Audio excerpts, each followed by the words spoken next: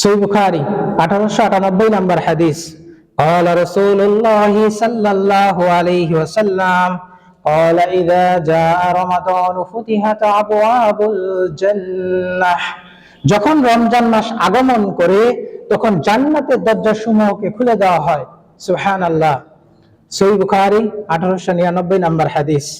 قال رسول الله صلى الله عليه وسلم إذا دخل شهر رمضان যখন রমজান মাস আগমন করে ফুতিহাত আবওয়াবুস সামাই তখন আসমানের দরজাসমূহকে খুলে দেওয়া হয়।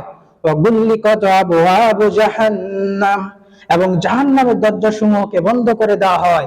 ওয়া সুলসিলাতাশ শায়াতিন এবং শয়তানগুলোকে শিকলবন্দি করে দেওয়া হয়।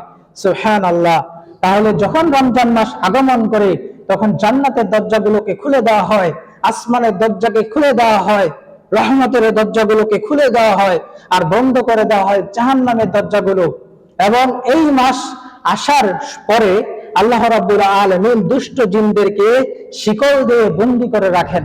সুবহানাল্লাহ। সুনানে তিরমিজি 682 নম্বর হাদিস। আল্লাহ রাসূল সাল্লাল্লাহু আলাইহি ওয়াসাল্লাম বলেন, শয়তান ও দুষ্ট জিনদেরকে রমজান মাসের প্রথম রাতেই শৃঙ্খলাবদ্ধ করে দেওয়া হয়। জাহান্নামের যে দরজাগুলো রয়েছে এই দরজাগুলোকে বন্ধ করে দেওয়া হয় এবং এই দরজাগুলো আর খোলা হয় না যতদিন রমজান মাস থাকে। আর খুলে দেওয়া হয় জান্নাতের দরজাগুলো এবং ততদিন পর্যন্ত এই দরজাগুলোকে বন্ধ করা হয় না যতদিন রমজান মাস থাকে। আরেকজন ঘোষণাকারী ঘোষণা দিতে থাকেন, হে কল্যাণ অন্বেষণকারী তুমি অগ্রসর হও, হে পাপাসক্ত তুমি বিরত হও।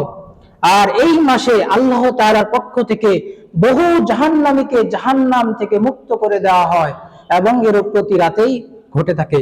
সুবহানাল্লাহ। তাহলে এই মাসটি আমাদের সামনে আসবে আর কিছু ঘন্টা পরেই।